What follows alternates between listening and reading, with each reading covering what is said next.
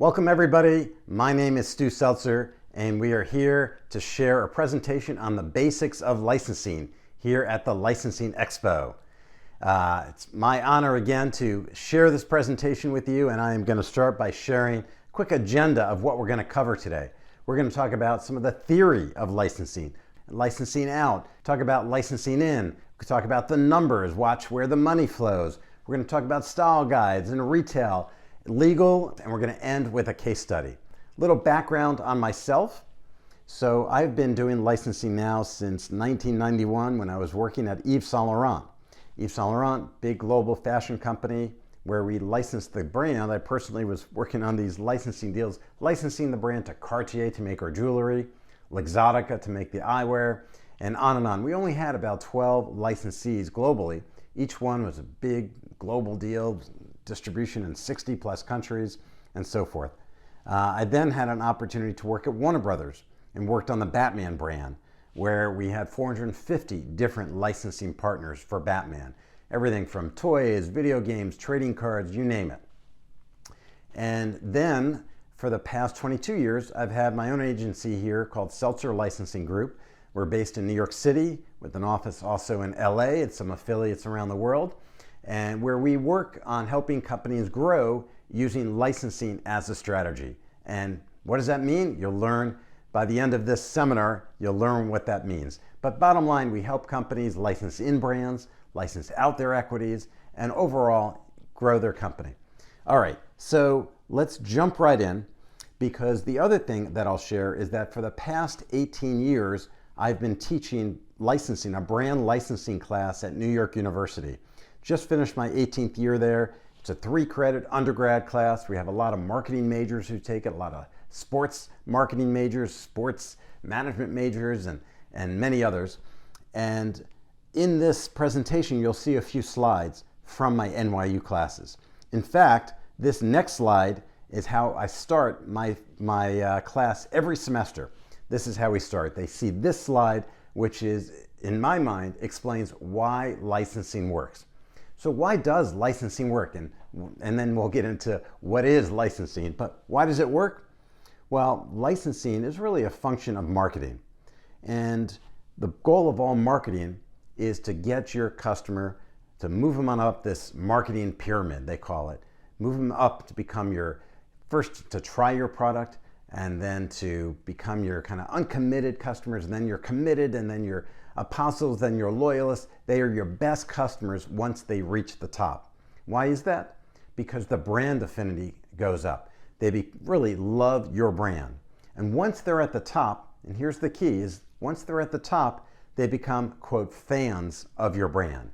And once they're fans of your brand, that's when they're going to buy other products and services with your brand on it. And that's true whether it's a New York Yankee jersey, whether it's a Batman lunchbox, which are, these two products, of course, are licensed, or whether it's that Star Wars ice cream. You know, these diehard fans and these fans that love those brands will go out and buy these products. So what is licensing? How would you describe licensing? And I'll tell you in a very simple example about a guy named Bob who owns a t-shirt manufacturer. And Bob has been making black t-shirts for years. And he's selling his t-shirts and sales are fine. However, he's looking for growth. And somebody told him about licensing, and somebody told him about Batman. And so he thought, what if I add a logo to this black t-shirt that I make? And all of a sudden I have this cool Batman t-shirt. Along with my basic black t-shirt, I now have a Batman t-shirt. And what I'll do is, if I'm Bob, I am going to pay the owner of that, which is Warner Brothers, a royalty to use that logo. And in exchange, I will now ideally get more sales. I'll get a spike in sales. I'll get all these Batman fans coming to me to buy that black t-shirt. So in essence, that is your basic transaction here. You have your licensee, who is Bob's t-shirt company. You have your licensor, which in this case is Warner Brothers. You have your brand, in this case, which is Batman. And you have your licensed product, which is your Batman t-shirt. Another way that we define licensing is, I think of it as a continuum. Like, here's a list of all these different words. And when they say to me, all right, what is it that you do? Well, we're not here to do the wholesale sales, which is way on the left. We're not here to do the legal mergers and acquisition, way on the right. But it's all these words in between. It's all these words that licensing agreement, partnership marketing, strategic alliance, all these words in my mind mean the same thing. It's really an alliance between two companies. And these two companies are together and they're there to share the control. They're going to share the risks. And of course, we're all in it to share the rewards. Okay, so now we're going to jump into talking about licensing out. And to do that, I think it's important just to talk for a minute about who are the biggest players in the industry. And when we think of the biggest players, I'm going to refer to a chart. Now, License Global, that puts on this Licensing Expo, they have a magazine, License Global magazine, and every year they come out with a survey, they come out with a chart of who are the biggest brands based on the biggest licensors, based on how much royalty revenue they generate. And what I have done is taken that list, and on the screen here, I now have a picture of the top 20. And it's important just to know kind of who they are, where they're from, and so forth. So I'll just review them in a minute right now by saying who's number one. If you had a guess, if this was live, I would say, all right, who can yell out the answer? But the number one on this list is the same company that has been number one ever since this chart was first created 20 years ago. The answer is Disney. In fact, they were number one before they bought Marvel 10 plus years ago. They were number one before they bought Star Wars 5 plus years ago. So, it's tremendous revenue that they receive via royalty income. Also, if you look at the chart, you'll see a lot of other entertainment brands. You'll see the Warner Brother because of they own the Batman, Superman, Harry Potter, Looney Tunes, and so forth. You'll see the Nickelodeons because they own the SpongeBob and they're doing the licensing for Paw Patrol. You'll see Universal NBC, because they are doing the licensing for Minions and for Jurassic World and so forth. And many others, from Pokemon to Winx and so forth. Who else is on this list? Well, what about sports? Of course, Major League Baseball, NFL, basketball. How about fashion? Yes, there's a bunch of fashion brands on here. Philip Van Heusen is here. They own Tommy Hilfiger. They own Calvin Klein. You have Iconics has been on this chart. Authentic Brand Group has been on this chart, and so forth. And the last category that you'll see are corporate brands. And these corporate brands include General Motors, Electrolux, even Meredith, which is Better Home and Garden, and many others as well. So that kind of rounds out who is on this. So this next chart is interesting. I want to just share, we did some analysis on this chart to say, where are these from? Where are these brands from? And what you'll see is that almost half are from the entertainment industry. If you were to take this 150 chart, in fact, if you were live at this Licensing Expo, walking around, you would notice that, my gosh, this is half the show is entertainment. Well, half the industry, half the revenue is in the entertainment industry. But the other interesting thing is if you look, it's corporate brands, it's fashion, it's sports, make up about the same amount and after entertainment. So it's interesting to kind of see how that plays out. So that is a quick look. Another piece of research I want to share is that when you think about why are companies doing licensing? Well, there was a survey done with these top 100 companies, and they were asked one question: what is the number one reason why you're licensing out your brand? And the interesting research, well, first off, the non-interesting part was that the number one answer was money. They're doing it for the money. But the interesting part about the study is that only 45% said they were doing it for the money, meaning more than half are doing it for something beyond money. What are they doing it for? They're doing it for the brand awareness. They're doing it to extend their brand, to create new consumer touch points, and some are even doing it just to protect their brand in a trademark fashion, to protect it from others using their brand in that fashion. So really interesting to kind of understand, Because if you're sitting here watching this video thinking, should I license out my brand? Well, one thing to consider, of course, is the reason why. Why would you do it? Is it for the money? Maybe. Is it just to create more brand awareness? Maybe. Is it maybe to protect it legally? These are all important reasons that you may want to consider. Okay, so let's do a deeper dive on why companies are licensing out their brand, and I'll show you a few examples. The first, as we said, is to do it for money. And there's no better example than looking at Disney and what they're doing with Star Wars. So what I'll do right now is just show you a fun little video we found online about Star Wars and the volume of Star Wars products out there. So have a look at this. And so it is, from t-shirts to more t-shirts, to books, to magazines, to comics, to posters, to lunchboxes, to more lunchboxes, to water flasks, to trading cards, to pencil cases, to more pencil cases, to cushions, to key rings, to flashing key rings, to sweatshirts, to belts, to socks, to more socks, to even more socks, to slippers, to more slippers, to boxer shorts, to more boxer shorts, to sleep masks, to layer hair buns, to Yoda ears, to batteries, to yogurt. And there's probably Star Wars wallets too. Not that we Star Wars fans will be needing them after buying all that stuff, unless that is, you're buying all this stuff for a Star Wars fan. Hint, hint. And if that's the case, you might want to grab some Star Wars wrapping paper too. Clearly, Star Wars is one of the biggest brands in the licensing industry. There are hundreds, probably thousands of Star Wars licensed product out there. Okay, on to the next. The next reason why people license their brand is for the boost in brand awareness. There's no better example in my mind than using the example from my friends at Jack Daniel's, where they have licensed their brand, their liquor brand, to barbecue sauce. And they have Heinz making the product, one of the leaders in the industry. So now their brand of barbecue sauce, Jack Daniel's brand, is sitting on the shelf in every grocery store in the country. And it's just great little advertising for their core product. In fact, one step further is, I love that they license their brand to fudge candy. And this fudge candy is great because it even appeals to some of the younger people. So get them while they're young, get them that acquired taste. I'm somewhat joking there, but it is a fun way to expose and to make people aware of their brand. Another example of boosting the brand awareness is the work we did on behalf of our client at Klondike. So for Klondike ice cream, which is one of the leaders in novelty ice cream bars, we took the ice cream bar and licensed it to Kate Spade.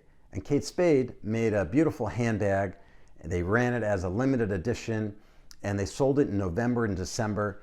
And of course it sold out because it was a limited run. But the best part about this partnership is that Kate Spade advertised it. And they advertised it in the print magazines with a print ad that you see here. And people at Klondike loved it. They're never advertising in November, December, so that was a boost for them. And two, they're never advertising their ice cream brand in these fashion magazines that Kate Spade ran. So it was just great brand awareness overall for the Klondike brand. All right, next reason why people license their brand is really to support the core product. My favorite example here is the work that we've done on behalf of our client at Miracle-Gro. Miracle-Gro, one of the largest and the clear number one leader in plant food, licensed their brand to a company to make these raised garden beds. The wood then you put together and you make your little garden in the backyard. But the best part about this is the way it's merchandised. Right now it's on sale at every Lowe's store, and right next to where you buy it is a whole stack of Miracle-Gro potting and soil. So when you buy your raised garden bed and you look at the box, it says, oh, by the way, you need 2 bags of the soil. Well, right next door is the soil that you pick up. So by buying this raised garden bed, it really supports selling the core product, which is the soil. Another example along the same lines is the work we do with our client at Red Cross. In this case, the licensing is supporting their core mission. One of their core missions is really to prepare people for emergencies. Of course, the agency itself, Red Cross, they're there when you need them to help people in times of emergency. But as far as their mission, one of their key facets is to prepare people for emergencies. And nothing is better than the work of all these licensed products that we're making that really help people prepare them for these emergencies. One of which is the Kidde co-branded Red Cross smoke detector.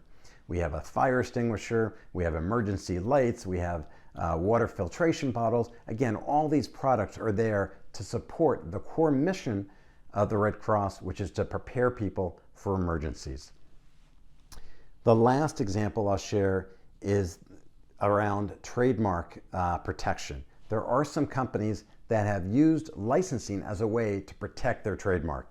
In fact, early on with Coca-Cola, there was a landmark case way back in the 80s where somebody was somewhat infringing on some of the Coke trademarks. And the judge said, well, Coke, you need to use it or lose it. And Coke went out and developed a full line of products in all the different classifications to protect their marks. So nobody else can create a Coca-Cola t-shirt or hat or pin or plush bear and so forth. Of course, their licensing program has morphed into a fully beautiful program with so many different licensees and fashion collaborations. But early on, it started as a way of, hey, let's protect our trademark in all these different ways. We're going to wrap it all up with a short little case study on licensing out. And I'm going to use the example of one of our clients from The Office, Universal NBC property. And we've been fortunate to work with The Office and really help expand that property into so many, actually 52 different licensing partners.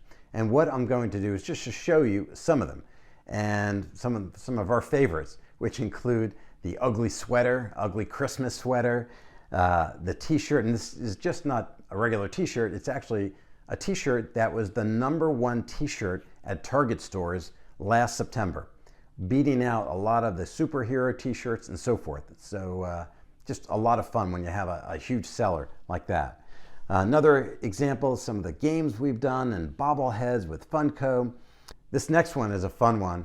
It was a book that we did with Little Brown called A Day at Dunder Mifflin Elementary School. It's actually a picture book and really somewhat targeted to the little kids, but was a huge seller with the teenagers and the moms. In fact, for our agency, it was the first time ever that we had a #1 New York Times bestseller, which is what that book was, which was a lot of fun. And that was just past a year ago, October.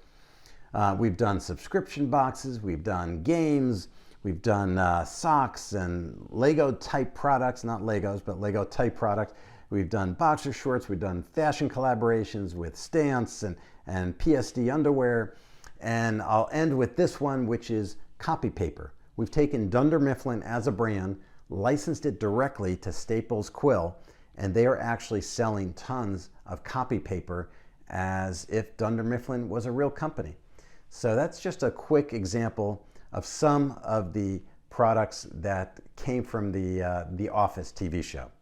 Okay, now we're going to switch to licensing in. And I'm going to start by showing you a quick video clip from the TV show Dateline when they were talking about the power of some of these licensed brands. So have a look.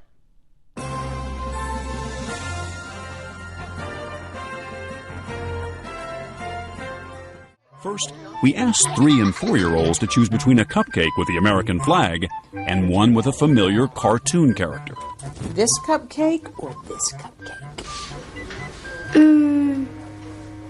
You think it tastes better than this one? Yeah, Why do you like that one better? because it's Spider-Man. Almost all the kids picked a character over the red, white, and blue. So we upped the ante. We asked these preschoolers to choose between a cupcake and a banana.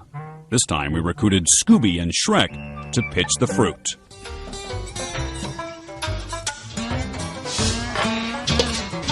There's banana. Most went with what Shrek and company seemed to endorse. So maybe licensing is the solution to childhood obesity. But wait, there's one more clip to show you the real power of some of these licensed brands. Here you go. Finally, to see just how far these characters could sway kids, we asked what would they rather have for breakfast? A banana or a rock? We decorated the rock this time. Which would you rather have for breakfast? For breakfast. This one. For breakfast. This one. An overwhelming majority went straight for the rock. So Now we're going to talk about why people license in. So if you're a manufacturer of a product and you want to maybe boost your sales, like that Bob's t-shirt example at the beginning, maybe you want to license in a brand. And one example is what Gund has done years and years ago. They were making these great teddy bears, but they licensed in a brand that really transformed their company, really gave them a huge boost, which is to licensing Winnie the Pooh from Disney, and started making the Winnie the Pooh teddy bear, along with their other products. But this Winnie the Pooh, of course, everybody knows and loves Winnie the Pooh, became a tremendous seller for them. I'm here at the local toy store just to give you an example of how licensing can really help spike sales. I'm here in front of the Lego display at the store, where there's about 80 different Legos on display. This is the basic, your generic, or I shouldn't say generic, your non-licensed Lego product, and there's tons of them. However, there's actually more of the licensed product. If you look at so many from Spider-Man and so many from looking around these mega Batman ones. Not only Batman, there's tons of Batman. There's also, of course, the Star Wars. And why are these guys even doing that? I mean, there's Star Wars in every size, but there are more licensed Legos here than non-licensed Legos. And the point is, Legos saw the power of licensing, and they saw that adding a license, adding Star Wars, adding Jurassic World, adding Batman, adding all these great brands can really help spike their sales. So, and that brings me to one of three principles I'm going to share with you today. Number one is that licensing can make a good product great. So here you had Gund, they're making a great teddy bear, but by adding the Winnie the Pooh brand, it became a great product. Little corollary is that licensing can't take a bad product and make it good, but it can make a good product great. Another example I'll share, and another reason, is that having the right license can open new accounts. If anybody's watching this from Minnesota, you will know this product, Gedney Pickles. They're one of the leaders. They are the #1 pickle in Minnesota. They're actually based in Minnesota. But anybody who doesn't live in Minnesota has no clue who Gedney Pickles is. And that is why they licensed the brand Del Monte, which everybody knows and everybody trusts. And they've used that brand to sell Del Monte, to sell their pickles nationwide under the Del Monte brand. And again, so for them, licensing opened new channels, and for them, licensing took a good product, which was their pickles, and made it even better, made it great, and really spiked their sales and opened up doors nationwide. Another reason why people license is really to target a new demographic. And one case study here is our client at FTD Flowers said to us, you know what, FTD, we don't have many young people. People don't know us. It's like your grandmother's flower. Yes, they might know other flower places, but FTD is not what it used to be. So we went out and licensed in a brand that really targeted the 20-year-olds, which is what they wanted. We licensed in the Vera Wang brand, which of course is known for their being one of the leaders in wedding dresses. And when you're having weddings and wedding dresses, of course you're thinking about flowers. So all of a sudden we even created a separate URL, a separate business for them called Vera Wang Roses. And it became a tremendous success. In fact, what's really interesting for those of you in the finance arena, when the day they just announced it, just by announcing this partnership, the stock of FTD went up 7.1% that day. So Wall Street loved this partnership. And Wall Street loves many of these licensed partnerships. The best part about it is that the results were there, and when they started selling, it was a fantastic partnership that lasted for many, many years. All right, another reason why people license is the credibility. And when we talk about credibility, this is a big one, because what is a brand? And a brand could be all these things. It could be the market leader, it could be authentic, it could be innovative. It needs to be all these, especially if somebody else is going to borrow it or rent it. It needs to be best in class, top rated. In fact, there was research done that said in America it costs roughly $50 million to launch a brand in America, and takes a number of years. And that's research from Brand Week magazine that basically said that's what the CPGs can allocate when they're looking to launch a new brand over a few years. So my question to you is, why would you do that and take that risk? Because of course, when you launch a new brand, there's no guarantee it's going to be successful. So you could take that risk, or you can license in a proven brand that has all these things. And what do all these words mean? All these words summarize in one word. In my opinion, the most important part is trust, brand trust. So here's an example. One of our clients, Westin Hotels, found some research that said that more and more people were choosing hotels based on how good the gyms were. Well, they have good gyms. They always have had good gyms, but people didn't know it. They needed a little more credibility in that fitness space. So we went out and licensed in a brand that people instantly had trust, that instantly gave them that credibility in the fitness space. We licensed in the Reebok brand and rebranded all their 190 hotel gyms to rebrand them as the Westin Workout powered by Reebok. And it's hard to say whether or not more people worked out there, but it certainly has helped move the needle, certainly kind of completed, and now they have a serious offering in the fitness space in the hotel arena. Another example is the work that we've done for many years now with Breyers ice cream. And Breyers, the #1 ice cream in America, #1 vanilla in America, #1 chocolate in America. And we went out and licensed in a number of brands for them. And one example is the work we did with Oreo, where we licensed in Oreo, and all of a sudden it gave them that credibility. Now, the interesting part was that Breyers has always had a flavor called cookies and cream. But by licensing in the authentic Oreo, it really helped elevate their brand. You heard about adding credibility, why licensees want to license in all these brands. Well, now we're going to talk about ice cream. And as a case study, we're going to talk about some of this. The Spider-Man, the Minions, the Reese's, all this great stuff. And now my pleasure to introduce Julie McCleave from Unilever, who's Director of Licensing, to walk you through a more in-depth case study about licensing at Unilever. Hi everyone. Unilever is one of the world's largest consumer goods companies, with brands like Hellmann's, Lipton, Axe, and many more. Sold in over 190 countries worldwide. I'm sure some of you have got products like this in your cupboards right now. I'm going to talk to you a little bit about specifically our ice cream business and how licensing fits into that, and give you a few examples. Unilever is the world's leading ice cream business. We have brands like Klondike, Breyers, Ben & Jerry's, Magnum, and Cornetto. Unilever has many licensing partnerships, but I'm going to talk to you just about a few of them that we have in ice cream. Firstly, Hershey's. Hershey's has a number of leading confectionery brands, including Jolly Rancher, Reese's, and Heath. And we license these into our ice cream portfolio in the US, LATAM, and Asia. Reese's is the #1 confectionery brand in the US. So it's no surprise that when we partner that with our Breyers brand, it makes for a really successful consumer product. We also have partnerships with Universal, primarily on their Minions brand.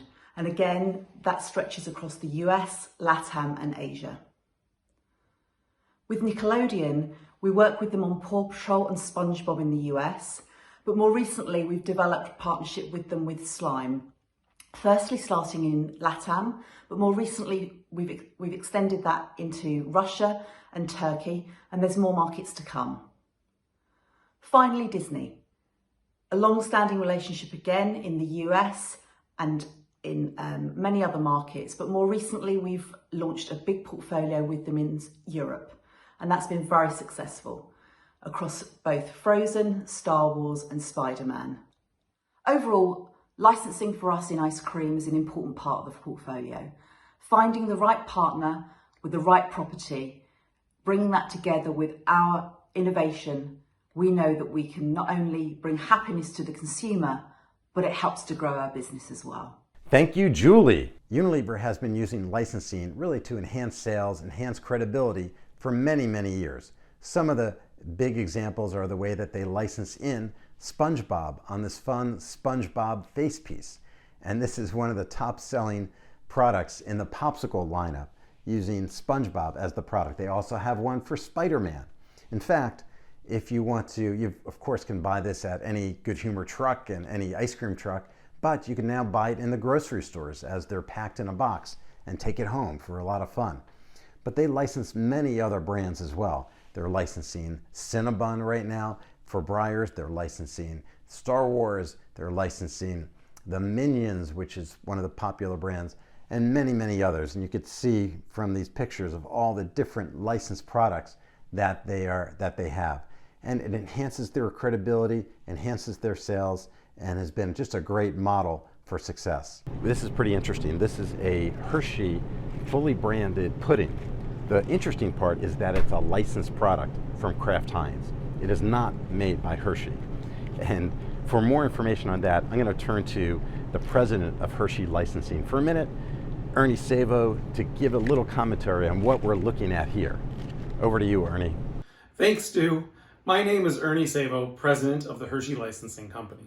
The Hershey Company is an American multinational snack foods company founded over 125 years ago by Milton Hershey. Today, it enjoys the largest share of the U.S. confectionery business and is one of the largest chocolate manufacturers in the world, with some of the biggest brands in the confectionery industry. For the past 18 years, I've had the pleasure of licensing such iconic brands as the Hershey's Milk Chocolate Bar and, of course, Hershey Kisses, plus everyone's favorites, Reese's Peanut Butter Cups, York Peppermint Patties, Twizzlers, Mounds, Almond Joy, Icebreakers, Jolly Rancher, Heath English Toffee. The list goes on and on. Stu's asked me to join him today to share a few examples of our current licensing business. Licensing is a big part of the Hershey portfolio. We have well over 300 licensed products with over 125 licensing partners globally. And we estimate the retail value of our total licensed portfolio to be just about $1.8 billion in retail sales across the world. Our brands are licensed in two different ways. First, we have co-branded licensed products. This is where we share the packaging with another prominent brand, such as this Reese's Breyers example.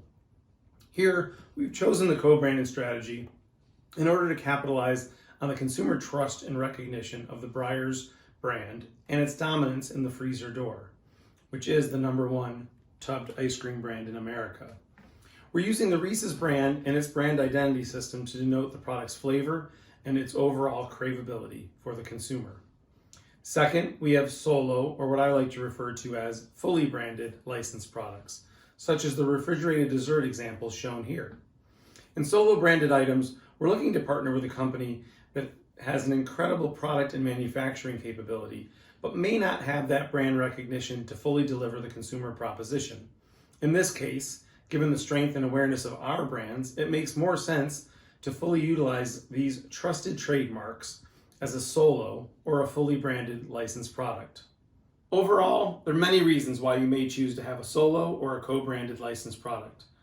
Understanding the category dynamics and what you and your partner's business needs ultimately are is what's really going to help you make the right choice.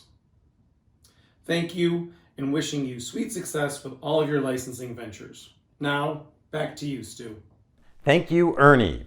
I want to share the second principle of licensing now, which is that licensing provides a sustainable competitive advantage. The reason I came up with this is it reminds me of the famous book by a Harvard Business School professor named Michael Porter, who wrote a book called Competitive Advantage. Because as he explained it, the purpose of all business was to come up with your unique selling point, your unique differentiator, your real competitive advantage, and hang on to it. And I'm here to say that licensing can give you that sustainable competitive advantage. Because in this example, Breyers Ice Cream, they are the only company that can use the Reese's ice cream and can use the Reese's brand in their ice cream. And so that gives them an advantage. No other company can do that. They are the only company that can use the SpongeBob on this water ice product.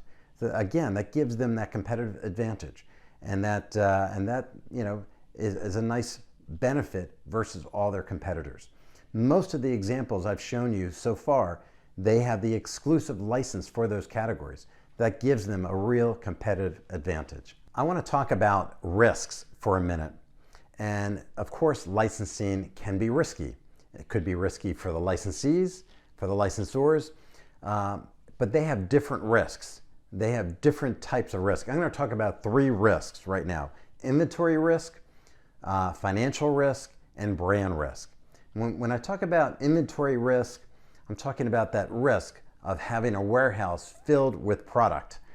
Who's responsible for that? Well, I'll tell you who's responsible. That brand risk is on the licensee, the manufacturer. It's really on them. If you're, in this case, Universal or SpongeBob at Nickelodeon, it's not up to you to worry about what's in the warehouse. It's not your risk. It's really the manufacturer, the licensee. Licensee manufacturer, I interchange here. The second risk is the financial risk. Who's going to pay for the cost of making the product, of selling the product, of shipping the product? Here again, it's on the licensee, the manufacturer. It's not up to Nickelodeon or Universal or Disney to worry about your cost of making the product, of shipping the product. That's a risk that the manufacturer, licensee, is taking. The third risk I laid out is brand risk. The risk that your brand might get tarnished. And that risk is a serious risk, and that risk is on the licensors. That is a risk that Disney, Nickelodeon, Universal, that those brands constantly are worrying about, especially when you have so many different partners. And there's really no risk, no brand risk for the manufacturers, because it's not their brand, it's not their name on the product, it's the licensor's name on the product. And so there are, of course, ways to mitigate that. And Universal and Disney and many others have strict brand standards to make sure that you follow their strict approval process to mitigate those risks. But that also brings me to the third key principle of licensing, is that all licensing is risky. It's risky for the licensee, it's risky for the licensor, but the key is to really take some calculated, manageable risks, and you should be fine. And just remember that doing nothing to say, oh, I'm not going to take any licenses, I'm not going to play in the licensing arena at all. Doing nothing is still a risk, especially if your competitors are very active in the licensing arena. So that ends our section on licensing in. Next section, we're here to talk about numbers, or as some people say, the money. Show me the money. Well, in my experience, there are 2 very important numbers that everybody in the licensing industry talks about. First number is the royalty rate. Second number is the royalty guarantee, also known as the royalty payment guarantee, also known as the minimum royalty payment guarantee. So those are the 2 key numbers. Let me just define them a little bit more. The royalty rate is your sales, your wholesale sales in many cases, sales times your royalty percentage comes to your royalty amount. So your royalty rate is key because that determines how much you're going to be paying of a royalty. And for example, if your sales are $1 million and your royalty rate is 10%, then you would owe as a royalty amount $100,000. So just good to know that is the most important number. And those numbers change. They fluctuate. They are higher for when there's a lot of competition that might get bid up.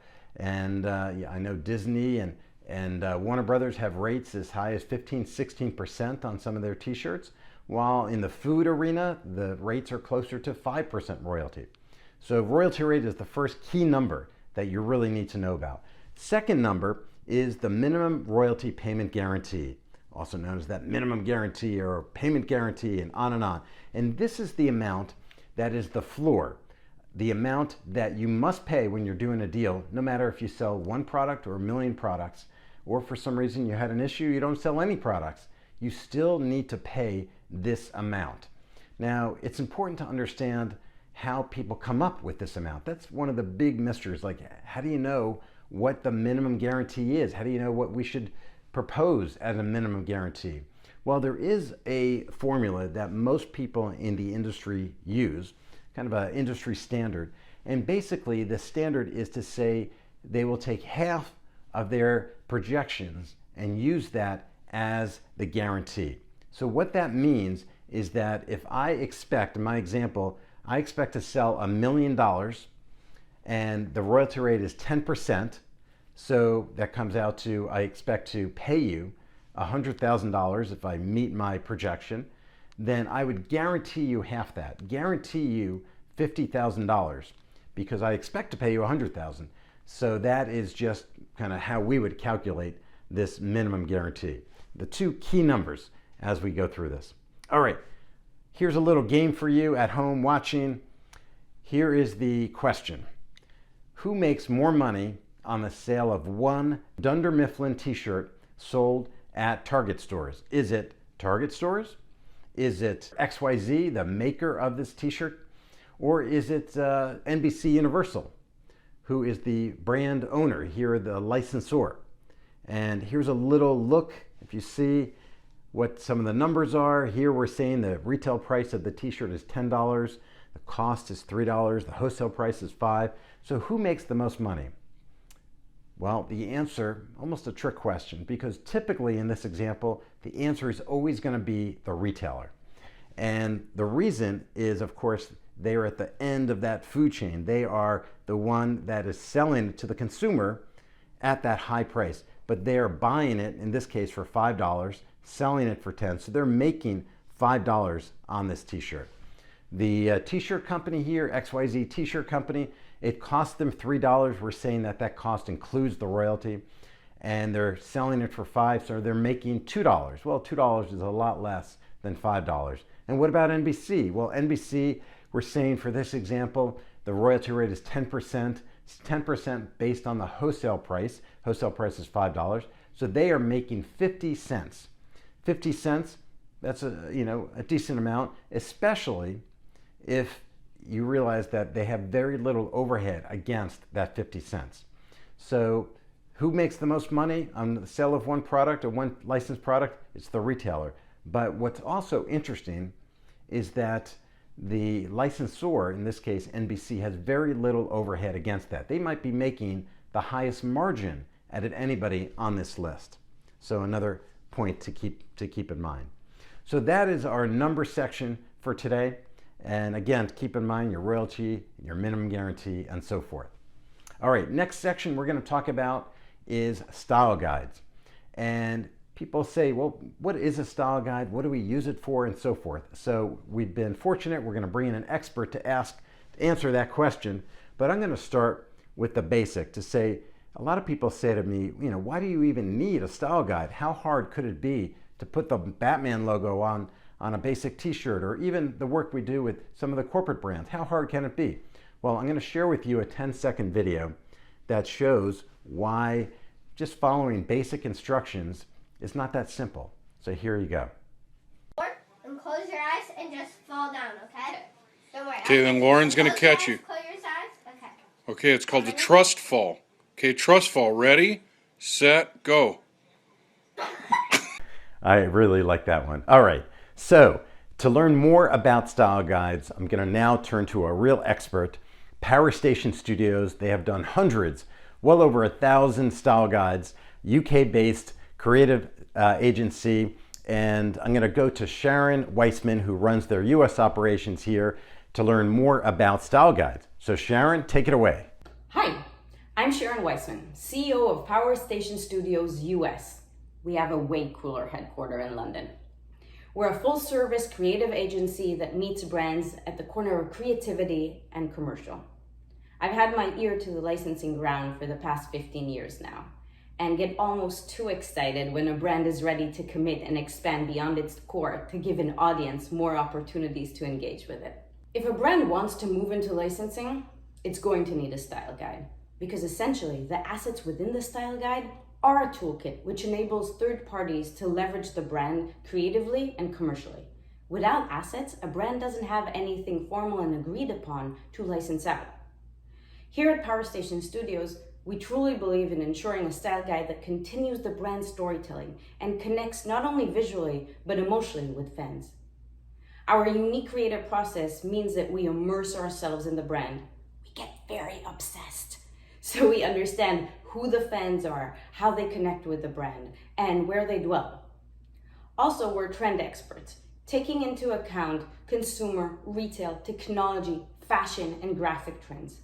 So whether your brand is an emerging brand or an evergreen, It ensures that you're relevant at retail, that you're anticipating trends and not reacting to them. Now, a style guide consists of approved brand assets, which typically includes the official logo, packaging, color palettes, graphic compositions, patterns, and so on. Within the style guide, we also demonstrate how these assets can be applied to products to inspire third parties and set the bar really high on application and product. So essentially, a great style guide has multiple jobs: to provoke, excite, and ignite.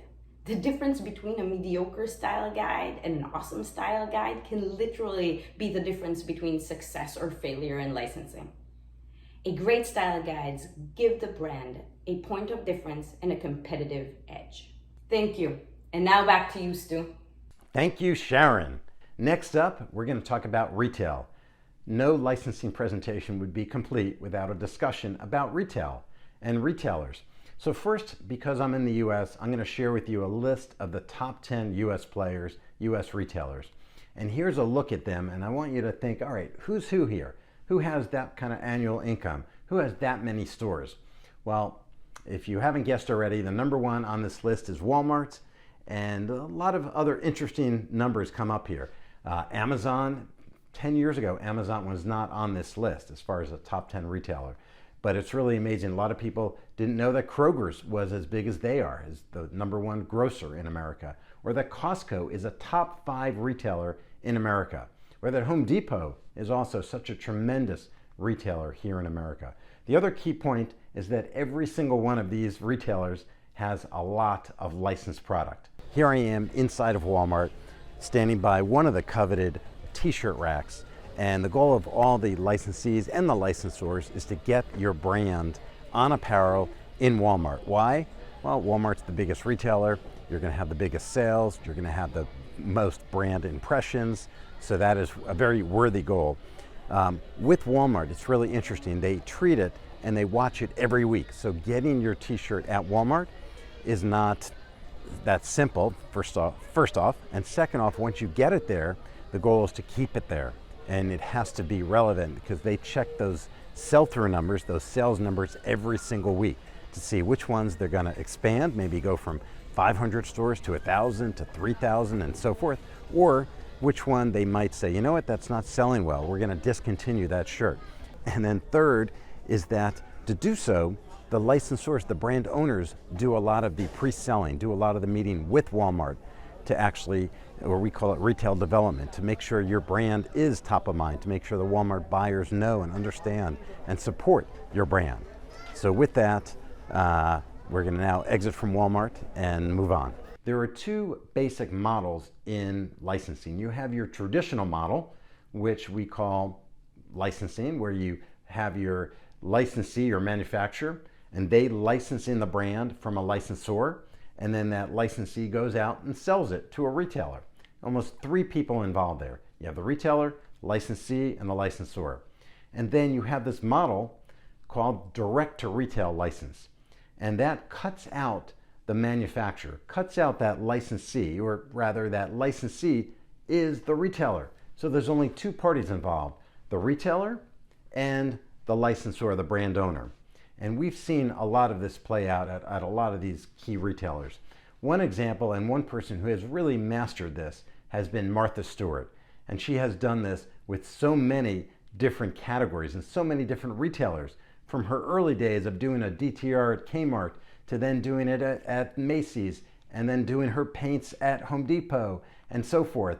And so she's really almost written the book on some of these DTRs. In fact, here's just a quick commercial from her Macy's that you may get a kick out of. Have a look. Usher is in the air. Usher's in the air. I know I'm a little biased, but this is great. Hi, how's the new fragrance going? You want to try it? Wow, that's terrific. It took me forever to design this bottle. Oh, I was in research for months before I got everything just perfect. Okay, I worked on 2 fragrances. Now, how many things did you make? 2,000 or so? Honestly, girl, when do you sleep? The new Martha Stewart collection, only at Macy's. One other company that's worth mentioning here besides Martha Stewart is Fanatics. Fanatics, again, has been a tremendous growth spurt lately, and they are the world's leader in selling sports merchandise. And when you say sports merchandise, what I really mean to say is licensed sports merchandise. And not only are they a big retailer, online retailer, the world's largest online retailer of sports merchandise, they are also a licensee. They have also taken in some of their own licenses. In fact, you have seen some of those commercials they do right at the end of the Super Bowl or right at the end of the NBA Finals to get your official licensed product with the championship logos and so forth. Well, those are actually done by Fanatics because they are the licensee of the NFL, of the NBA, and they are the ones that will create those products and send it to you so you can wear your championship hat and t-shirt the very next day. The next section is legal. And when I talk about legal aspects, I want to talk about contracts and I want to talk about counterfeiting. I'll start with counterfeiting. Counterfeiting is bad. And there's 3 reasons why counterfeiting is bad. Number 1, it devalues your brand. And number 2, a lot of times these counterfeiting outfits are criminals. And so people who are buying counterfeits don't realize it, but they're actually funding some criminal activity. And number 3, it's just bad for our overall industry. If counterfeiting, I tell my students at NYU, if counterfeiting was allowed, we wouldn't be here. I wouldn't be in this industry because there would be no licensing industry. So that's a quick overview. You just need to be diligent, and there's a lot of companies that have been banding together to fight this counterfeiting, and I applaud all their efforts. Second part of legal discussion is the contract. And when we talk about the contract, there's many key aspects and many key negotiation points, but I'm going to really highlight 4 that I think are the most important. And the point here is that there's no right answer. It's a negotiation. But the 4 that I want to point out are number 1, royalty rate and minimum guarantee and the exclusivity and the net sales definition. And each one, when we talk about like the royalty rate, well, the licensee wants it to be lower. The licensor wants it to be higher. When we talk about the minimum guarantee, the minimum royalty payment guarantee, well, the licensee wants it to be smaller. The licensor wants it to be higher. When we talk about exclusivity, the licensee wants exclusivity so they can have that competitive, sustainable advantage. Well, the licensor, they might not want to grant you an exclusive. They want to keep their options open to grant somebody else the rights. And finally, the net sales definition. And this is that number that calculates your royalty. Well, to get to that net sales definition, which is gross sales minus deductions equals net sales, the licensee might want a lot of deductions. The licensor might not let you have any deductions. So the point here is it's all negotiation, and we advise you to work with the experts in the industry and make sure you're getting the best terms for yourself. All right, the last point I'll show, I'm going to flash up on the screen, is the deal. Let's make a deal. These are a quick look at some of the deal points in a term sheet, whether it's the date, the property. This is just a quick look, and in the slides that are attached to this presentation, you can have a more detailed look at everything from the term, the territory, and on and on. Okay, finally, we're going to now end with a case study. And I've chosen Scott's Miracle-Gro, a corporate brand, and one of our clients, as our case study.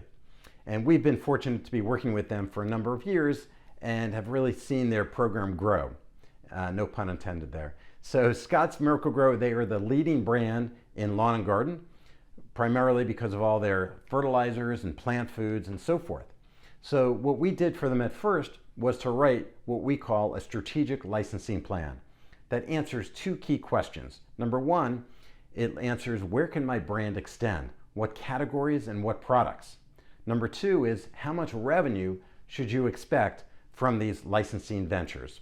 So we wrote that plan, talked to their executives, got their alignment, and we were off to the races, put out a press release, told everybody we're now licensing out Scott's and Miracle-Gro.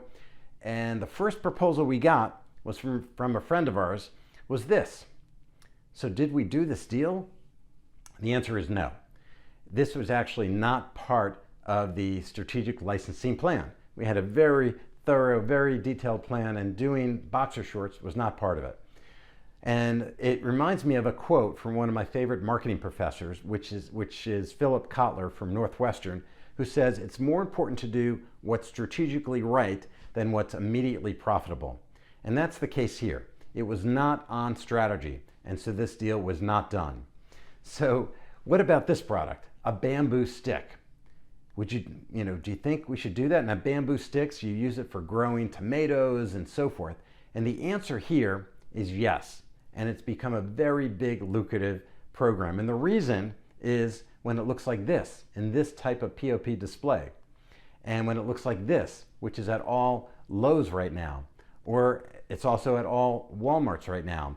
And if you look at this and analyze it versus kind of the traditional 4 Ps of marketing, this is why it is successful. It's a great product. It's a durable product. It's got a great brand, of course, now. It's at a good price. The manufacturer has been doing this a long time. They have it at a great price. That when we talk about great promotion, that's the POP, point of purchase display. It's fantastic. It fits. It's very modular and looks great and very attractive. And finally, the place. The fact that they were able to sell it in to all Lowe's stores and to all Home Depot stores and to all Walmart stores is amazing. So that's why this has become a winning product. Here's another product I'll share with you. What about garden hoses? Has anybody shopped for a garden hose lately? If you have, this is probably what you've seen. You've seen a shelf at Home Depot and Lowe's that has a lot of brands that you never heard of. Flexon and Soft and Supple. I mean, these are made up brands because they have no advertising behind it. And that is why when this brand launched, the Scott's hose or the Miracle-Gro hose, that they both became leaders in their respective categories, currently sold at Lowe's and at Home Depot. Other products that we've done that have worked out incredibly well is gloves, especially as they're merchandised on what we call a glove hut. That's at all Lowe's stores. Or bulbs, or a lawnmower. This is a lithium-ion powered lawnmower. And they also have a push lawnmower. And there's toys for kids and many other products as well. So as you can see, the entire offering is really focused on those around growing media, around helping people with their garden, and really reinforcing their brand attributes as being a leader in lawn and garden. So that's our quick little case study. All right, so let me recap. I'm going to recap by first recapping the 3 key principles of licensing. Number 1 is that licensing can make a good product great. Number 2 is that licensing can provide that competitive, sustainable advantage. And number 3 is that licensing is risky, but it's really about taking those calculated, manageable risks. Finally, I'm going to leave you with my 4 Ps for licensing success, known here as the best practices. And the first P is P for plan. That we encourage you all to make that plan, make that strategic licensing plan, plan out where you're going with your brand, and then you could go out and tackle those goals. Number 2 is partner. Select the right partner. Finding the right partner will be really leave you with a lot less headaches as you go forth and grow your licensing program. Number 3, P is for profit. Come up with however you're going to measure success. Sometimes it's profits, sometimes it's brand awareness numbers and brand impression numbers, sometimes it's sales, top line sales, sometimes it's market share, overall market share. So whatever it is, the key here is come up with your goals and come back every 6 months or a year and see how you're doing, measure. And 4th P is professionals. A little shout out to all of us in the marketing service arena that we encourage you to reach out. Use licensing agents, use licensing consultants. We're here to really help accelerate your success and guide you on the right path. So with that, I want to thank you for your time. I'm going to leave you with one final video. It's from a kind of a parody video of the biggest licensed brand in the industry. And I will now leave you with that and roll the tape. But Yogurt, what is this place? What is it that you do here? Merchandising. Merchandising? What's that? Merchandising. Come, I'll show you. Merchandising, merchandising, where the real money from the movie is made. Spaceballs the t-shirt, Spaceballs the coloring book, Spaceballs the lunchbox, Spaceballs the breakfast cereal, Spaceballs the flamethrower. The kids love this one. Thank you again, everybody. A few next steps for you. Number one, I recommend going to Licensing International. They are the leading trade organization in our industry. Sign up for their newsletter. Consider joining as a member. Number two, go to License Global. They are the leading magazine in our industry. They also are the ones that put on all the trade shows. And number three, come visit us, come link in with us. If you want to learn more about what we do as an agency and how we're helping our clients from Unilever to Campbell's Soup to Scott's Lawn and Garden to the Red Cross, we'd love to talk to you and link in with you and answer any of your questions. So thanks again, and hope to see you at one of these industry events live. Take care.